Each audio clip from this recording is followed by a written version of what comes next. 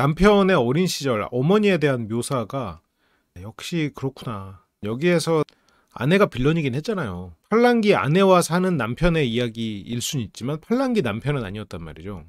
그러면 팔랑귀 부부는 그런데 남편이 어린 시절에 문제가 있어. 그리고 심지어 그거랑 거의 유사한 결혼 생활을 만들어 가고 있단 말이죠.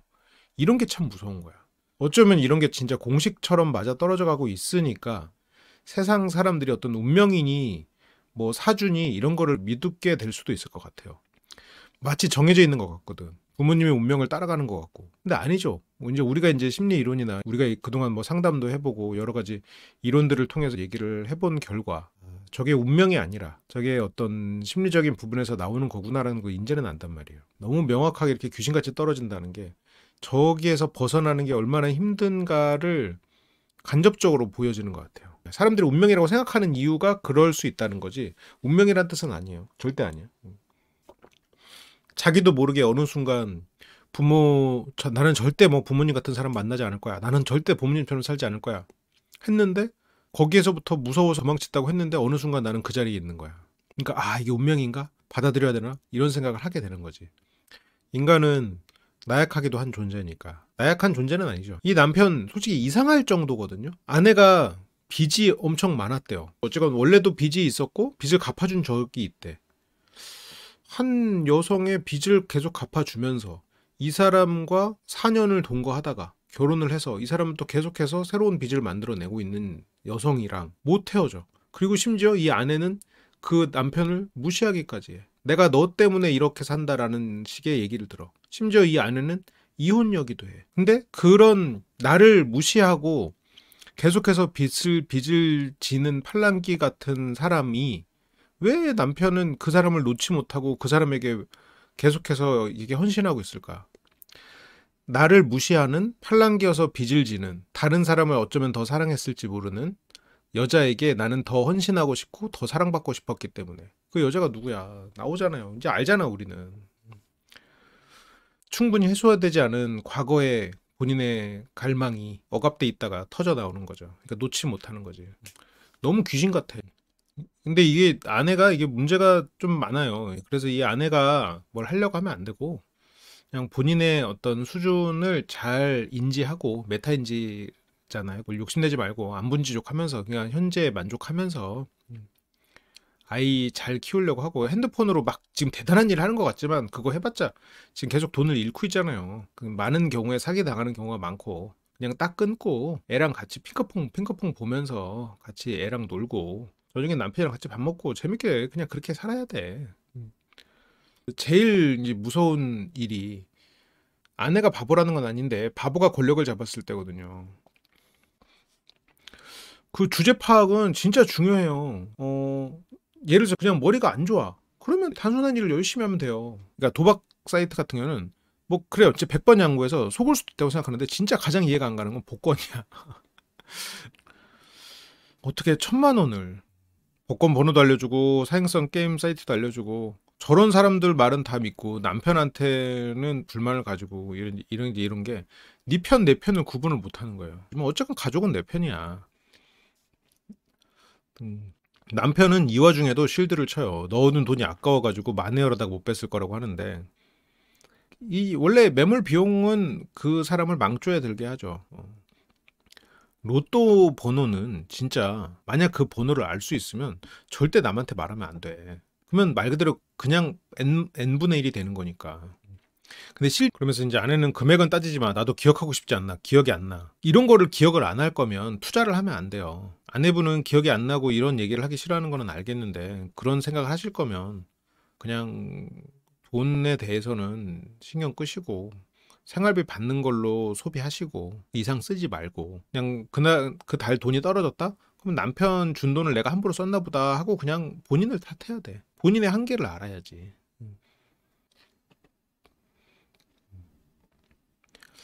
이렇게 지금 도박 사이트에 들어간 돈은 말하지 않았고. 근데 그러면 여기서 실은 가장 의아하고 이상한 사람은 실은 남편이에요. 아내는 본인에 대해서 너무 과대평가하고 이 생각하는 능력, 특히나 이 숫자에 관련해서 생각하는 능력이 떨어지는 사람이에요. 그럼 쳐다보면 안 돼. 1억 중 전부를 게임에 쓰진 않았을 거예요. 다만 빌려주면 어디에 썼는지 얘기를 안 해주니까. 근데 보니까 중간중간에 생활비를 막 몇백씩 가져가고 1,000씩 가져가는 그런 경우도 나왔었는데, 찍혀 있었는데, 그런 게 다 여기로 들어갔을 가능성을 염두해 둬야죠. 저거를 얘기를 안 해주니까 이러고 있는 게, 이거는 남편 문제입니다. 그래, 이거는 그 도박 사이트에 돈이 더 들어갔을 거라고 봐야지. 주식도 주식이 떨어지면 물타기를 하는 게 사람 심리인데. 근데 아내는 더 넣진 않았대요. 그래서 아내는 지금 여기서도 이따 카메라 없는 데서 죽었다 뭐 이런 얘기를 하는데 굉장히 감정적이에요. 이렇게 감정적으로만 생각할 거면 그냥 본인의 한계도 모르고 감정적으로 지금 당장 나한테 뭐라고 해? 그것만 갖고 뭐라고 한단 말이에요. 지금 가족에게 가장 큰 피해를 준 사람은 1억을 날린 본인이야. 그러니까 당장 이제 화가 나고 그러던데 이제 현실 파악이 안 되는 거죠. 그러니까 서정은 씨도 계속 억울해할 게 아니라 근데 억울해하면서도 아니에요 하면 맞아. 한 번 잘못된 선택으로 실수할 수도 있는데 이게 한 번 잘못된 선택이 아니란 말이에요. 지금 이렇게 여러 가지로 돌반지만은 미제인데 돌반지 빼고 봐도 돼. 그래서 지금 이렇게 문제가 있어. 근데 결국 어떻게 보면 좀 묶여 있죠. 남편 몰래 대출하고 결혼 예물하고 이런 것도 결국 복권 사기에서부터 파생된 여러 가지 일들이지. 그리고 다단계로 들어가는 거 그래 다단계 하나만 보면 그럴 수도 있다고 쳐요. 주식 리딩방 그래 주식 리딩방 통해서 그 사람들이 시키는 대로 꼭 안 해도 뭐 얻을 수 있는 정보가 있고 이럴 수도 있겠지. 아이스크림 가게 뭔가 그래 사업을 해보려고 해봤을 수도 있겠지. 남편 몰래 대출 그래 돈이 없으니까 그럴 수도 있겠지. 근데 문제는 이게 한 사람에게서 다 일어났다는 얘기야. 이게 한 사람에서 이게 다 일어날 수 있다는 게 굉장히 놀라운 일이죠. 그렇다면 지금 이런 게 터지는 사람은 아이스크림 가게가 웬 말이에요. 무슨 개인 사업을 해. 안 됩니다. 자기가 할 수 있는 거를 생각을 해야지. 이런 사람한테 아이스크림 가게 하라고 돈을 준 남편이 문제예요. 이거는 남편도 잘못이야. 아내가 문제가 있는 거지. 근데 이건 남편에게도 문제가 있다고 봐야 돼요. 남편은 문제가 뒤에서 나오죠. 그래서 그게 부모 때로부터 내려온 똑같은 환경이 재현되고 있는 상황이에요. 남편은. 그래서 아내는 나만 나쁜 사람이야 그러는데 맞아요. 지금은 뭐 아내만 나쁜 사람이지 남편이 뭐 나빠? 남편은 잘못된 사람이지.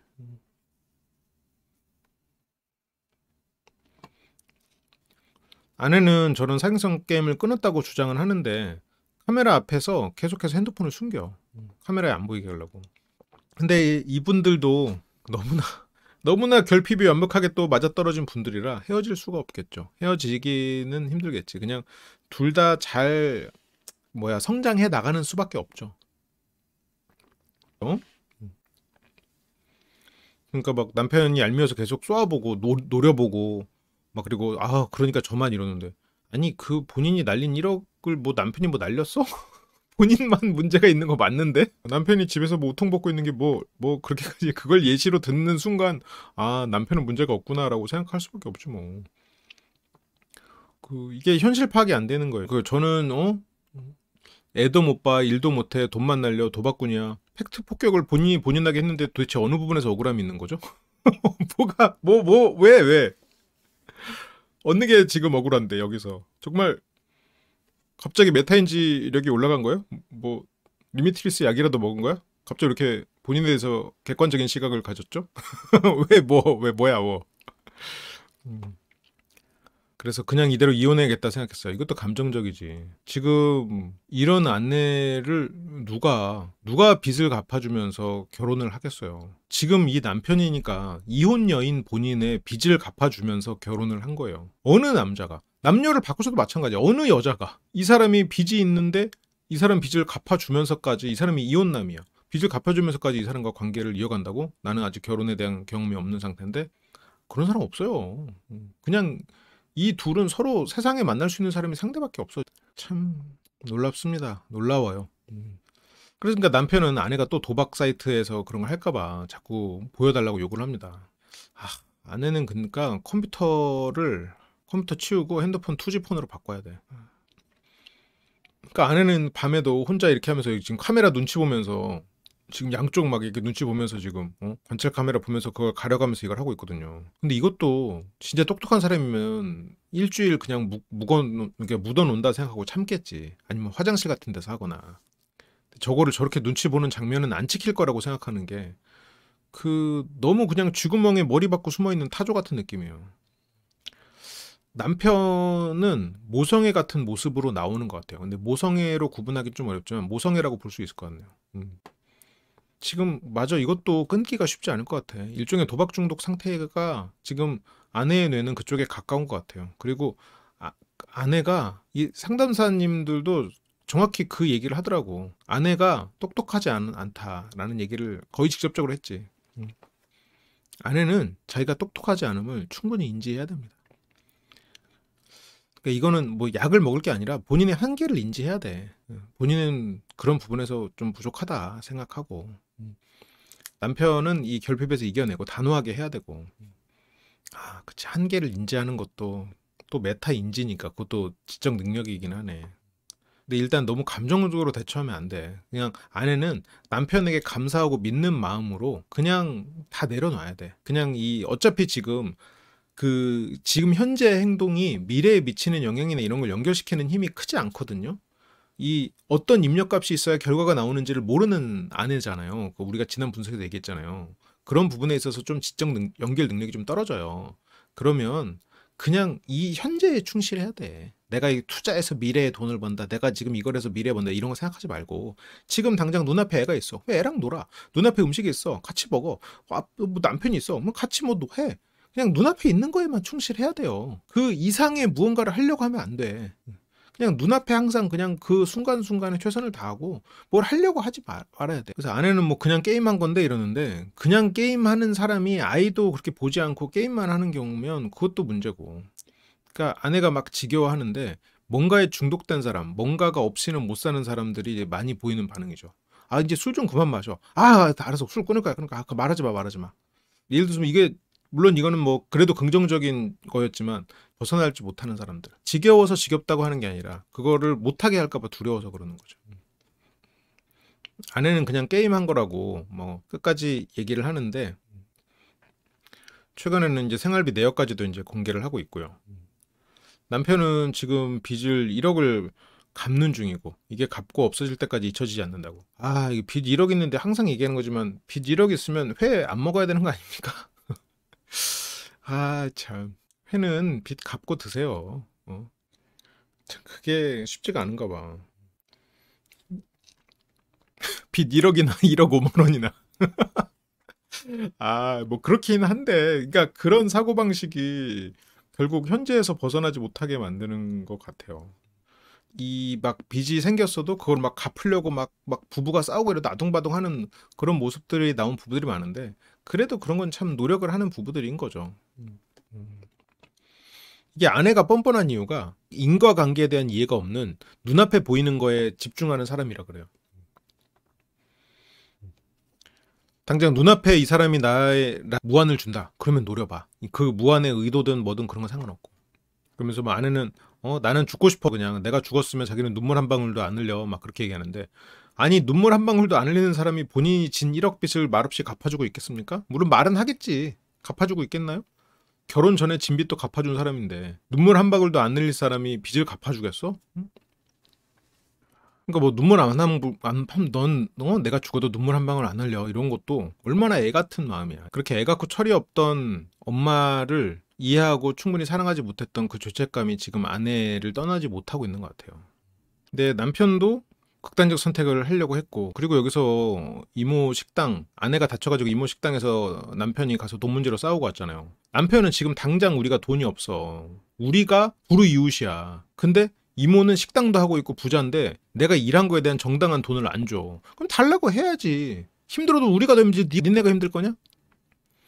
근데 아내는 아이고 이모인데 뭐 그렇게까지 해 하고 싸워버렸어. 그럼 남편 입장에서는 당연히 아내한테 서운하지. 최근에 나왔던 주정부부, 이 부부만 봐도 문제가 있는 사람이 있고 너무 착한 배우자가 있었죠. 너무 그 주정부부는 너무 착한 아내가 있었고, 여긴 너무 착한 남편이 있지. 근데 가정의 문제가 확실하게 드러난 쪽은 너무 착한 쪽이기도 해요. 너무 착한 사람이 왜 그렇게 너무 착하게 살며, 저렇게 너무 착한 사람이 왜 저렇게 문제가 되는 사람과 결혼을 해서 문제가 되는 결혼 생활을 유지하고 있을까 궁금하다. 그래서 실은 주정부부 아내도 저분의 가정이 궁금하다. 얘기했었잖아요. 저분의 부모에 대해서 어떤 결핍이 있을까. 유추되는 게 참 많다라고 했는데 여지없죠. 주정부부의 아버지도 알코올 중독이었어. 10살까지. 그리고 심지어 주정부부 아내도 알코올 중독이었었고. 여기 남편 너무너무 착한 사람이야. 너무너무 착하죠. 빚 다 갚아주고 그 이혼녀를 빚까지 갚아가주면서 결혼까지 했어. 여지 없죠. 근데 여지 없어. 이 사람의 어떤 어린 시절의 그 불행과 결핍이 이렇게 이어지고 있어. 또 지금까지 봤던 착해 보이는 사람도 누가 있었어. 셔틀 부부 아내 막 갔다가 막 술 사다 바치는 셔틀 부부 아내. 정말 어린 시절에 심각한 트라우마가 있을 정도로 상처가 있는 사람이었지. 이런 게참 우리가 성장하는 것이, 한 인간이 성장하는 것이 얼마나 힘든 일인가. 어떤 우리가 상처와 고통 속에서 벗어나서 새로운 삶을 의지를 가지고 우리가 자유의지로 삶을 선택하는 것이 참 어려운 일이구나라는 거를 진짜 이혼수녀 캠프를 보면서 새삼 느껴요. 지금 아내가 근데 전체적으로 투명하지가 않아요. 눈앞에서 지금 거짓말로 상황을 모면하려고 하는 경우도 많고. 그래서 여기서 막 아내가 이모한테 돈 달라고 해가지고 막 그냥 막 가서 죽으라고 막 이런 얘기까지 쏟아냈단 말이야. 그러면서 여기 남편이 자기의 이야기를 합니다. 저희 아버지가 사실 이혼을 하셨어요. 이혼한 사유가 어머니의 외도 때문에 이혼. 그러니까 이 남편의 과거를 유추를 해보면 엄마가 외도해서 이혼했어. 어머니도 사실 사람 너무 좋아하고 사람을 믿어서 돈도 잘 빌려주고 그래서 아버지가 파산했어요. 그러면 남편에게 엄마를 생각해보자고요. 남편에게 어머니는 어떤 존재였을까? 모든 아이들에게 어머니는 너무너무 사랑받고 싶은 존재야. 그런데 이 집에서 부모님이 이혼하고 엄마 보고 싶다는 거를 드러낼 수 있었을까? 없죠. 외도하고 파산시켜버린 우리 집을 파괴한 악녀니까. 아버지가 그런 걸 드러내지 않으려고 했어도 눈치껏 알죠. 그래서 엄마를 사랑하는 마음, 엄마에게 사랑받고 싶은 마음은 드러낼 수 없어. 이혼한 엄마를 볼 수가 없어. 파산시켜서 그렇게 사람 좋아하고 이혼한 엄마가 불쌍하고 보고 싶은데 못 봐. 불쌍하다는 생각도 해서는 안 돼. 그런 생각조차 억압돼.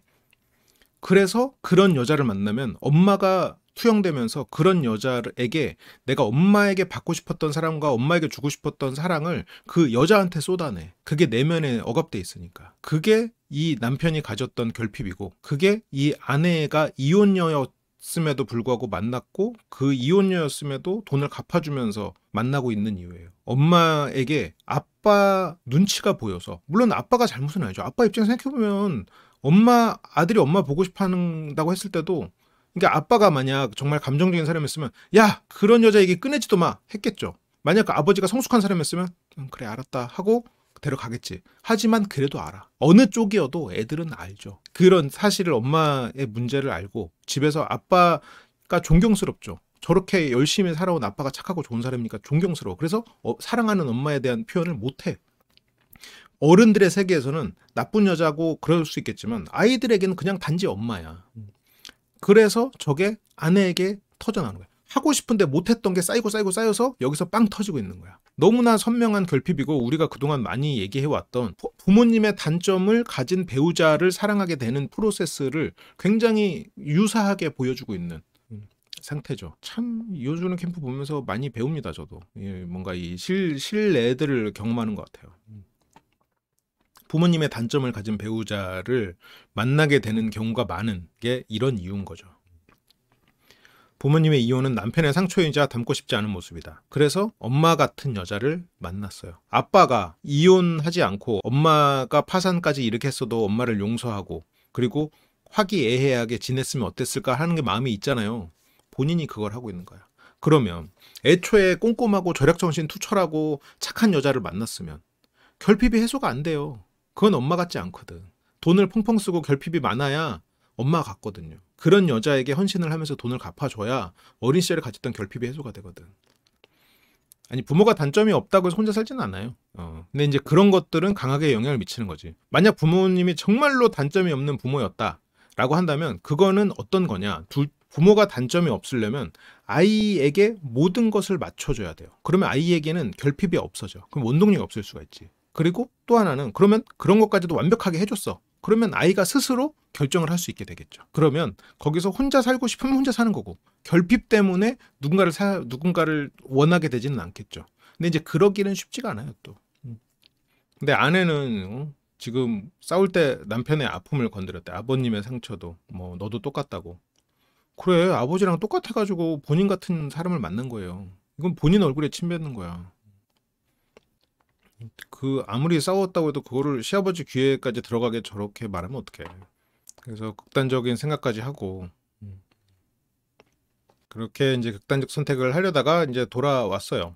그러니까 아내는 막 생각할수록 열받는데 지금 본인이 했던 행동은 모르고 일단 남편이 했던 행동만 생각하고 뭐 막말하고 막 이렇게 순간순간 상처 주고 센 말 하는 게 이기는 거라고 생각하는데 그러다가 진짜 남편이 정말 파괴가 되면 어떡할 거야. 정신이 파괴되고 의욕을 잃고 그러면 지금 당장 자식은 엄마한테 의존 못해요. 엄마 있을 때는 혼자 이불 덮고 자는 애야. 그게 뭐 매일 그러진 않겠지만 무슨 저만한 또래 애가 혼자 들어가서 이불을 덮고 자는 경우가 어디 있어요? 없어 그런 경우. 그런 상태인데 지금 본인이 뭘 하는데 지금 뭘 하려고 하면 안 된다니까. 그래서 과거에 화가 난 아내는 2번이나 차를 망가뜨렸다. 저 차를 망가뜨린 거나 이런 거를 너도 내 마음 아프게 했으니까 너도 마음 아파봐라 하고 집안 살림을 망가뜨려. 차를 망가뜨리면 그 차가 망가진 거에 대해서 수리를 해야 되고 수리비를 버는 동안 밖에 나가서 일을 해야 되고 그러면 아이는 아빠와의 시간을 그만큼 못 쓰게 되겠지. 자기 아이한테 해가 가는 거잖아. 뭐 그래 뭐 자기의 요구사항을 들어달라고 뭐 파업을 할 수도 있고 그렇지만 제3자를 담보 잡는 거 심지어 자기 자식과 남편의 시간을 담보 잡는 꼴이 돼버린단 말이죠 이런 건. 아, 왜 부모님의 단점이냐고 그 단점이 결핍으로 자리 잡으니까 이게 부모님 같은 사람을 강렬하게 찾는 마음은 부모님과의 관계에서 해소가 되지 않은 것 때문에 그 사람을 찾는 거거든요. 이 사람이 좋다 그러니까 그런 사람 만난다 그것도 물론 있죠. 근데 보통 그것보다 강렬한 거는 결핍에서부터 이어지는 거니까. 근데 그 결핍은 보통 단점이랑 연결돼 있는 거고. 근데 그 슬리퍼 신고 찬 거예요. 그래요. 뭐 워커 신고 찬 거 아니니까 다행이네요. 네.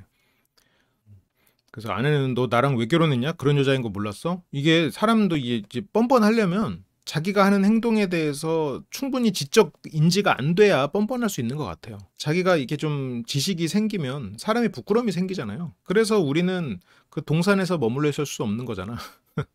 사람이 지식이 생기고 지적 능력이 생기면 부끄러움이라는 게 생기거든.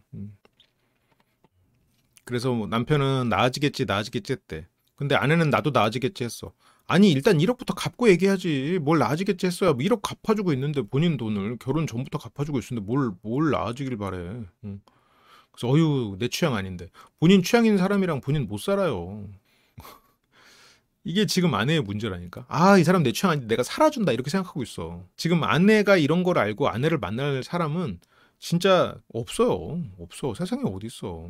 지금 이 남편은 지금 만약에 애가 없는 상태였고 이렇게 성실한 게 알려지잖아요. 충분히 알잖아. 그러면 결혼할 사람이 꽤 있어. 아내는 지금 저렇게 지금 사행성 도박에까지 지금 물들어 있고 이런 사람이란 걸 알잖아요. 같이 살 사람은 없어요. 연애는 할 수 있지. 그래서 아내는 네가 나 좋아해 주니까 한 거야. 근데 이건 뭐 남편의 결핍이 만들어내는 비극이죠. 그래서 남편은 지금 아내와 멀어지면 딸이 너무 불쌍하다. 딸이 불쌍한 것도 있겠지만 본인도 아내를 못 놓는 이유가 어머니와 겹쳐 있기 때문이에요. 과거에 본인이 어머니에게 충분히 사랑을 표현하고 사랑받지 못했다는 결핍이 지금 아내에게 과도한 헌신을 하게 만들고 있는 거야. 실은 이거는 우리가 이 신작부터 했던 그 남녀 간의 분석 프레임, 우리가 굉장히 많이 썼던 프레임 안에 들어있는 이론이죠. 그냥 조금 반복적인 이야기야. 그래서 이 남편은 실은 그 어머니에 대한 사랑 충분히 충족되지 못했고, 그게 엄마가 나를 사랑하지 않았다는 마음, 내가 엄마에게 충분한 사랑을 주지 못했다는 마음, 아빠가 엄마를 지키지 못했다는 것에 대한 원망. 근데 이런 것들은 수면 아래 있어요. 이 남자는 아빠를 원망할 수 없어. 왜? 정확히 이 남편이 누구와 살았는지는 모르겠지만 아빠는 잘못이 없거든. 아빠는 열심히 살았거든. 빚도 갚고. 물론 그랬지만 마음 한구석에서는 수면 위로 올라오지 못하는 그 깊은 마음에는 우리 엄마랑 헤어지지 말지. 엄마 용서해주지. 나는 엄마랑 살고 싶은데 라는 마음이 있어. 그치? 머리로는 아빠를 이해해. 아빠는 정말 존경스러운 사람이었으니까. 좋은 사람이었을 거고. 그런데 마음은 그러기가 쉽지 않죠. 그러니까 그게 결핍으로 안에서 꾹꾹 눌려 담겨 있는 거지. 아휴, 참 그런 면에서는 좀 안 됐습니다. 그래서 여기 나가면서도 아내는 막 엄청 짜증내면서 막 뭐 너 때문에 막 나락 갔잖아 이러는데 아내는 본인이 잃은 1억이 일단 나락이에요. 거기서 나오려면 그 1억 빚을 갚는 게 나락에서 기어 올라오고 있는 상황이에요. 1억 빚진 건 나락이 아니고 여기 나와서 욕먹는 건 나락이야? 본인의 실체가 세상에 알려지는 건 나락이고 그럴 거면 나오지 말았어야지. 근데 나락은 지금 빠진 게 아니라 이미 빠져 있었고 그 나락에 빠진 거를 사람들에게 알려주면서 나락에서 조금 건져주는 거예요. 왜냐면 출연료가 나오니까. 1억 이자면 그래도 한 달에 한 50씩 이자가 나오죠. 원금을 안 갚는다고 가정하에. 이 부부 아직 조정까지는 안 났는데 궁금해요. 조정이 어느 정도일지. 어떻게 조정될지. 그래서 뭐 자기 사행성 게임 얘기 왜 했냐고 그러는데 그럼 뭐 그 얘기 안 할 거면 뭐 뭔 얘기를 할 줄 알았던 거야. 남편이 집에서 우통 벗고 있다고 뭐라고 하려고 했어?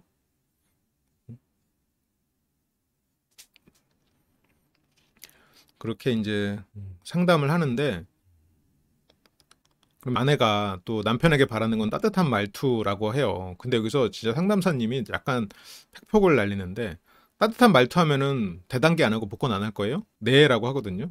아내는 자기가 이제 그렇게 압박을 받은 게 압박감이 커져서라고 하는데 근데 여기서도 지금 다 남편 탓하는 거 지금 자극 추가지만 겁은 많은 그러니까 아내 같은 사람이 겁이 많은 사람인데 그게 잘 안 보이지. 욕망은 크지만 체력은 안 되고 돈은 갖고 싶지만 능력이 안 되는 이상과 현실의 격차가 큰 아내. 굉장히 방송이니까 돌려서 말하지만 당신은 능력이 안 돼. 그러니까 이상을 낮추세요잖아요. 왜냐면 갑자기 현실의 능력을 높일 수는 없는 거니까 이상을 낮추세요란 얘기예요. 이상과 현실의 격차는 그게 길어지면 결국 병을 만듭니다. 이 얘기는 내가 10년도 더 전에 팟캐스트에서부터 굉장히 많이 했던 얘기예요. 사람의 마음의 병을 만드는 하나의 이유를 꼽으세요 하면은 그거는 이상과 현실의 갭이 큰 거예요.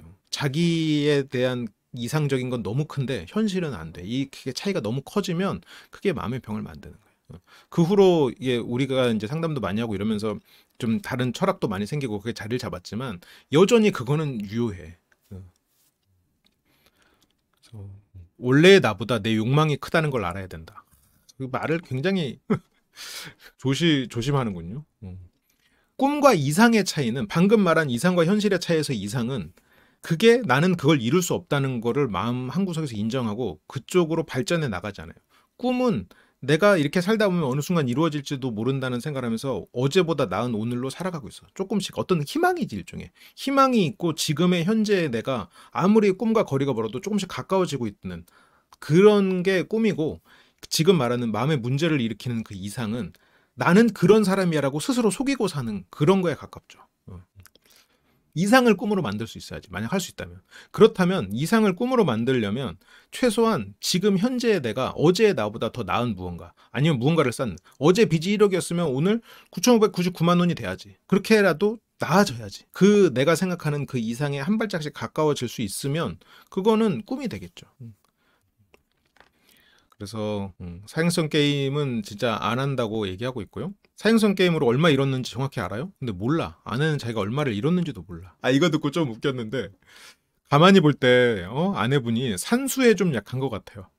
수학도 아니야. 산수에 약할 정도면 이거는 정확히 찝어주신 거예요. 우리도 지난 시간에 우리가 했던 얘기랑 단어만 다를 뿐이지 같은 얘기를 하고 있는 거야 지금. 산수에 부족하니까 그런 쪽으로 애초에 쳐다도 보지 마라. 지금 여기서 산수에 부족하니까 지금부터 산수 공부를 해라가 아니에요. 너는 부족하니까 그거에 대해서 인정하고 이상을 버리고 현실에 충실해라. 지금 그거에 솔루션을 주고 있는 거야. 그러니까 우리가 했던 솔루션하고 비슷한 거예요 지금. 그러니까 산수에 약한 분이 자꾸 엉뚱한 거 하는데 한 방에 하는 거 크게 하는 거 그런 거 없다. 절대 사업하면 안 돼요. 그래. 이거는 진짜 어떻게 보면 이 아내분은 너무 선명해서 뭐 비슷한 솔루션이 나올 것 같아요. 대부분의 사람들이. 그러니까 사업 절대 하지 마라. 너 산수에 약하다. 너의 이상 추구하지 마라. 너 현실은 네 이상과는 너무 갭이 크다. 산수를 못하는 사람이 무슨 사업을 하냐. 넌 산수 못하는 사람이다. 제가 상담을 할 때도 가끔 그럴 때가 있어요. 그러니까 능력이 없다까지는 아닌데 그 어떤 분은 자기가 이제 인정받기 위해서 이걸 노력해가지고 더 나아지고 싶어서 막 열심히 한대. 가끔 난 그런 상담도 해. 뭐하러 그래요? 그냥 대충 하세요라는 조언을 할 때가 있어. 굳이 필요 없는 거에 목매고 시간 쓰고 그러면서 마음이 막 힘들어질 필요 없거든. 그래서 제가 서현 씨라면 딱 직장 들어가서 월급 받는 일만 할 것 같아요. 그래. 뭐 남들이 사업해서 대박 난다고 해서 나도 사업해야지. 자기가 사업에 안 맞는 사람일 수도 있지. 딱 시키는 거 하고 돈 주면 감사하게 받고 그냥 끝이야. 그리고 그 돈도 남편이 관리하게 하는 게 낫지. 산수가 안 되는데 무슨 돈 관리를 해요. 근데 직장도 위험해. 직장에도 주변에 이렇게 얘기를 하는 사람들이 많다 보니까. 그래서 따끔하게 얘기를 하고 솔직히 돈에 대한 계산 잘 못하는 것도 알았는데 인정했다. 모든 인생은 자기가 한 행동과 말 때문에 그 빚을 스스로에게 갚아요. 인과관계가 있다라는 얘기를 해주고 있는 거죠. 근데 아내의 빚은 남편이 갚아주고 있어. 인과관계가 있는데 매사는 이거를 남편이 갚아주고 있어. 근데 이런 남편 다음 생에도 없다. 야, 누가 네 빚을 갚아주냐? 세상에 이런 사람이 어딨냐? 근데 여기서 남편은 고집이 세고, 아니 고집 센 사람이 빚 1억을 갚아줘요? 그러니까 이런 여자랑 어떻게 고집 없이 살아요? 이 정도 고집도 없이 어떻게 사냐? 이 남자랑 되니까 너랑 사는 거지. 지금 뭔 소리를 하고 있냐? 응? 이 정도는 나무래도 된다. 현실 파악해라. 이상 추가하지 마라. 너 지금 산수도 안 되는 애가 무슨 사업이라고 하냐? 그냥 어디서 돈 주면 감사하게 그냥 가서 일해라. 지금 정확히 얘기를 하고 있죠. 상담사님이 굉장히 날카롭게 말을 하고 있죠. 근데 이 아내는 진짜 예를 들어서 정말 그 분수에 맞는 삶을 살면 또 괜찮을 거예요. 부모가 핸드폰을 보면 아이에게 어떤 학대에 가까운 행동을 할 확률이 굉장히 높아집니다. 자기도 모르게. 그래서 남편이 빚을 갚고 있잖아요. 고마운 거예요. 지금 내가 싼 똥을 지금 갚고 다 치우고 있는데 좀 조용히 계셔도 괜찮아요. 좀 조용히 계셔도 괜찮아요는 물론 해석에 따라서 많겠지만 우리가 지금 지난 시간 이번 시간에 계속 얘기하고 있는 아내분은 그냥 뭘 하려고 하면 안 됩니다라는 거랑 비슷한 맥락이지 않나. 그러니까 아내가 그제서야 이제 깨달았어. 그래서 남편한테 이제 미안하고 다시 잘해볼 수 있을까? 그러니까 이게 아내가 생각이 짧으면 자기의 편도 구분을 못해. 사탕발린하는 사람 말에 속아 넘어가거든요. 지금 아내를 훈육하는 부모님에게도 어쩌면 그런 마음을 가지고 있을 거예요. 날 혼내기만 하는 아빠, 날 혼내기만 하는 엄마. 이제는 이 나이가 됐으면 그분들의 의중을 알고 내가 이 부분에서 부족했구나. 나한테 기대가 많았구나. 근데 나는 뭐 그 정도는 아닌데. 근데 또 이 정도를 생각할 수 있으면 애초에 아내가 산수에 약한 사람은 아니었겠죠. 근데 처음 만났을 때부터 빚이 있었어. 친구로 만났을 때도 돈을 많이 빌렸어. 큰 금액이 아니었지만. 돈 갚았나요? 아니요. 아내는 자기가 안 갚을지도 몰라. 산수에 약하니까. 정확히 찝었어. 돈도 안 갚는 여자랑 왜 결혼했어요? 그게 남편이 가졌던 어머니에 대한 결핍이에요. 참 대단하죠. 예전에 제가 그 프로세스를 얘기했어요. 이런 맥락으로는 비슷한 프로세스인데 바람핀 아버지를 경험한 딸이 애인이 바람피는 순간 진짜 사랑이 시작돼 버리는 프로세스를 제가 얘기한 적이 있어요. 아빠가 바람을 많이 피는 걸 어려서부터 굉장히 상처받았어요. 근데 아빠가 바람 피는 것 때문에 엄마가 맨날 속상해 하니까 엄마 앞에서 아빠에 대한 좋은 얘기를 못해. 아빠에 대해서 원망과 분노를 표현해야 엄마의 사랑을 받을 수 있어서 엄마의 분노와 사랑, 그리고 아빠에 대한 분노를 표현하면서 엄마에게 사랑을 받아. 그러면 마음속에서 어떤 마음이 생겨? 아빠 불쌍하다. 아빠에게 사랑받고 싶은 마음이 수면 아래에서 커져가. 바람핀 아빠에게 사랑받고 싶었던 딸의 마음이 남자친구가 바람 폈다 돌아오고 그걸 붙잡으면서 아빠가 투영되기 시작해. 그래서 바람핀 남자를 더 사랑하게 돼. 왜? 바람핀 아빠를 사랑하고 싶었다는 게 수면 아래 억압돼 있기 때문에 이 남자가 바람피는 순간 미쳐버려. 너무 좋아. 갑자기. 그런데 어렸을 때 겪었던 그 불안, 아빠가 떠날까봐 불안도 같이 터져나와. 그래서 없던 혼란형 애착도 생겨버려. 불안하고 사랑하고 미치겠어. 자기도 왜 이런지 몰라. 이 프로세스를 객관적으로 보면 보여. 그 맥락이랑 지금 이 남편의 심리 맥락이 똑같아요. 맥락상으로는. 그냥 멀쩡하게 살았던 것 같은 사람이 갑자기 어느 순간 그게 터져 나와 버리는 거야. 어떤 케이스가 있냐면 그렇게 바람 피면서 사는 아빠 너무너무 싫어. 난 절대 저렇게 안 살아야지. 해놓고 누구 만나? 유부남을 만나. 아니면 자기가 바람을 피면서 도대체 얼마나 좋은 일이어서 저렇게 하지? 하고 다시 아빠 같은 사람을 재현해버려. 그런 가정을 만드는 방식으로. 그런 일들이 벌어지죠. 여기서도 지금 바로 드러나고 있잖아요. 근데 그거를 본인은 인지를 못해. 그래서 이런 얘기를 퍼즐을 맞춰주면 본인도 그제서야 내 무의식에 그게 있었구나라는 걸 깨닫죠. 근데 그걸 이제 깨닫고 나서부터는 이제 또 새로운 숙제가 생기는 거지만 그러니까 상담사님도 이런 여인이 있으면 저는 정 떨어질 텐데 왜 살아요? 아내가 실제로 만나면 강한 척 이런 거 되게 많이 하는데 내면의 상처가 보이다 보니까 아내의 내면의 상처에 따른 동정심도 많았고 그러면서 이게 이런 여인이랑 사는 분들은 구원자 컴플렉스가 있어요. 메시아 증후군이 있는데 불쌍한 누군가를 돌보고 구원하고자 하는 근데 그렇게 구원하고자 실패한 메시아도 있다. 근데 이게 저렇게 구원자 컴플렉스 아니면 뭐 메시아 증후군 이렇게 되는 이유가 남편은 그 엄마를 구원하고 싶은데 못했어. 그리고 이렇게 구원함으로써 본인의 존재 가치를 다시 보여주는 거죠. 맞아. 근데 그런 결핍이 있어도 어떻게 그런 상대를 찾지? 네 엄마 같은 사람 가서 찾아봐라. 못 찾아요. 근데 옆에 있어. 그걸 어떻게 찾지?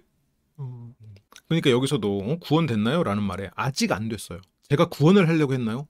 제가 오만했네요가 아니고 아직 구원 안 됐어요. 아직 안 됐어요. 언젠가는 될 거란 얘기지. 이렇게 내가 쏟아붓다 보면 언젠가는 될 거란 생각하고 있는 거죠. 아직 안 됐어요라고 말해. 지금 진짜 구원해야 될 사람은 당신 자식이에요. 그리고 당신이랑.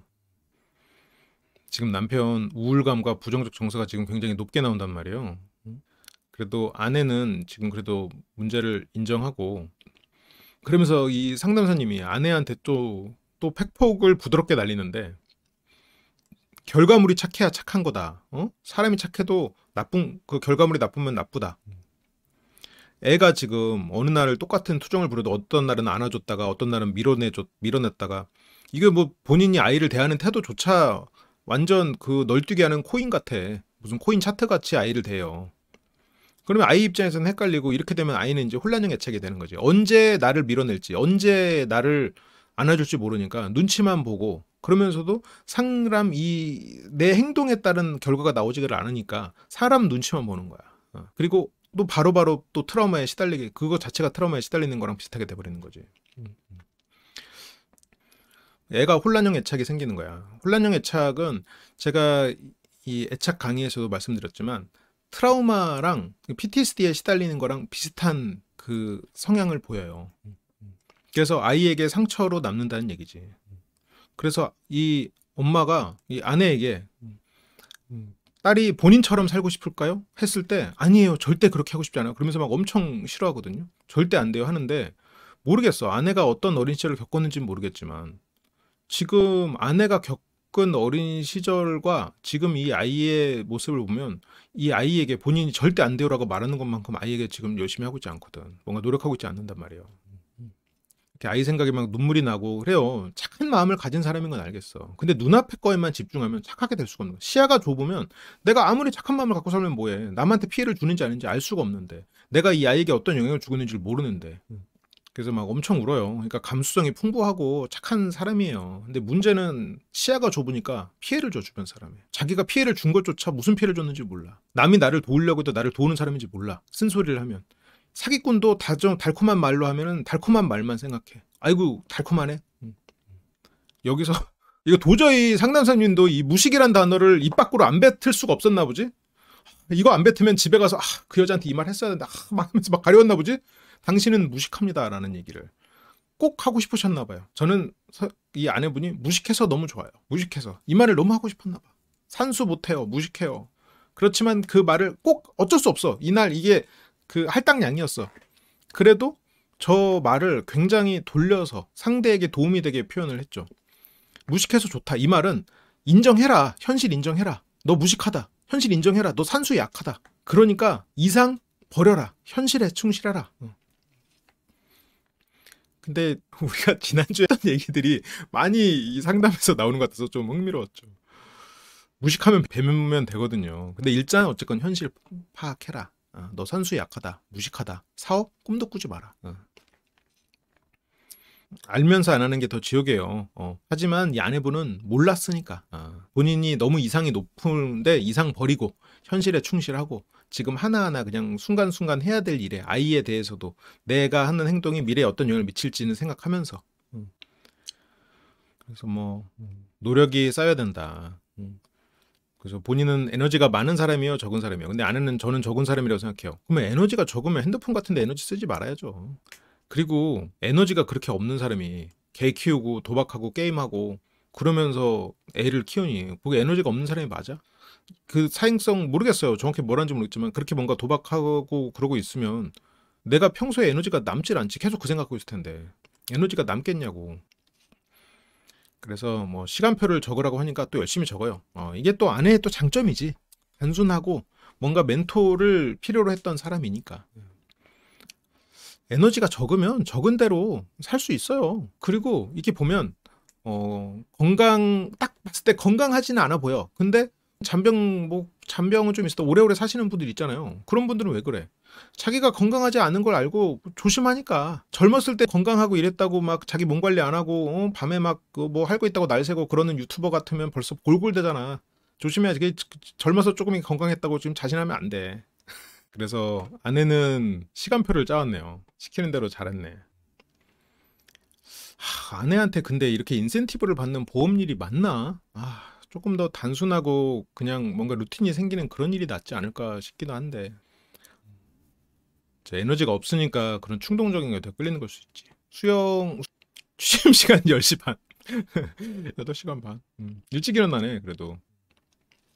아니, 잠이 필요한 사람은 자는 것도 답이지. 그래, 아내는 그런 생각, 뭐 이렇게 주식까지, 뭐 코인 이런 거 하지 말고 그냥 자야 돼. 예. 자고, 남편, 딱 이것만 생각하면서 그거에 만족한 삶을 살아야 돼.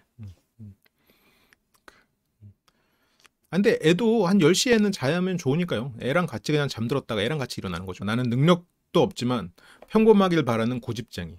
남편은 스스로 능력이 없다고 생각하기 때문에 저런 구원적 컴플렉스 같은 게 생기는 거지. 어렸을 때 나는 소극적, 내성적, 말주변 없고 겁쟁이. 왜 그러겠어? 감정을 억압하고 살았어야 되니까. 가족들은 나에 대해 미운 우리 새끼. 가족들에게서 사고만 치는 아이. 그래서 서로 이제 표현 많이 하고 잘해봐라 라고 하면서 이 팔랑귀 부부에 대한 조언이 끝이 났고요. 그리고 심리극에서는 인상적이었던 건 두 사람이 굉장히 울어요. 아내가 엄청 울어. 그런 걸 보면 아내가 단순하고 그렇지만 이 상담소에 말한 대로 착한 사람이야. 그래서 진짜 명확합니다. 아내는 산수의 약한 자신을 인정하고 그냥 자신에 맞는 삶을 살면 돼. 음. 아내의 어린 시절과 이 남편의 어린 시절이 조금씩 간접적으로 드러나는 장면들이 있는데 저는 친할머니와 부모님이랑 남동생까지 같이 살았는데 바쁘게 일했던 어머니. 나중에는 엄마도 일을 해야 되니까 집안일을 저한테 시켰고 실내화랑 동생 실내화 빨고 할머니 밥 차려줘야 되고 그러니까 저렇게 뭔가 시키는 일 하면서 사는 자신이 싫고 그 안에서 뭔가 이상적인 그런 모습들을 떠올렸겠죠. 음. 그러면서 현실과 이상의 차이가 점점 멀어졌겠네.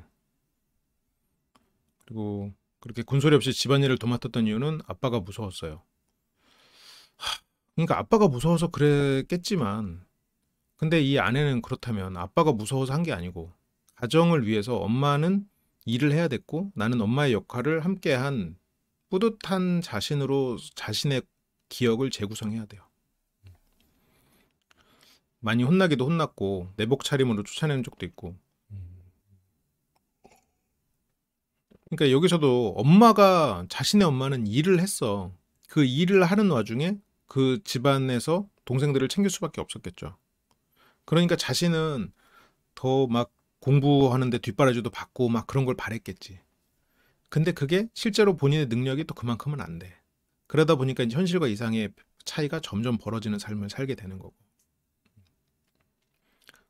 그래서 동생이랑 차별하면서 왜 나한테만 뭐라고 그래 하면서 그러는데 나도 칭찬받고 싶고 사랑받고 싶은데 근데 보면 물론 부모님이 칭찬을 더 해줬으면 좋았겠지만 그리고 또 첫째다 보니까 더 엄격하게 부모님은 기준을 설정했을지도 모르지. 그러니까 이 아내에게 너무 어른의 롤을 요구했을 수도 있어요. 그랬을 수도 있어. 근데 거기서 여전히 벗어나지 못했다는 건 아내의 잘못이죠. 저 나이에 아이한테 그러진 않았을 수도 있어. 일을 하느라고 바쁘고 그리고 자식 셋을 키우느라고 힘들었던 부모님, 밖에 나가서 일하고 자식 셋 키웠던 부모님과 집에서 핸드폰으로 게임하면서 애 하나 키우고 심지어 그 애가 어린이집까지 다니고 있는 상태에서 본인이 똑같은 행동을 한다는 건 본인이 문제가 있는 거죠. 지금 본인은 본인의 부모님에 비해서 훨씬 더 아이를 잘못 대하고 있는 거잖아. 그러면 이제는 부모님도 이해해야지. 애가 하나밖에 없고 나는 지금 밖에 나가서 돈도 안 벌고 있는 상황에서도 애한테 이렇게 대했어. 우리 부모님도 사람인데 그럴 수 있었겠구나. 애가 셋이었고. 그래서 그건 차별이 아니라 어떻게 보면 첫째인 나에게 의지했었구나. 엄마는. 의지할 수밖에 없었겠구나. 밖에 나가서 돈을 벌어야 됐으니까. 자신은 딸한테 이래도 되고 자기 부모님은 다 자기에게 상처를 줬다고 생각하는 건 너무 자기만 생각하는 것 같아요.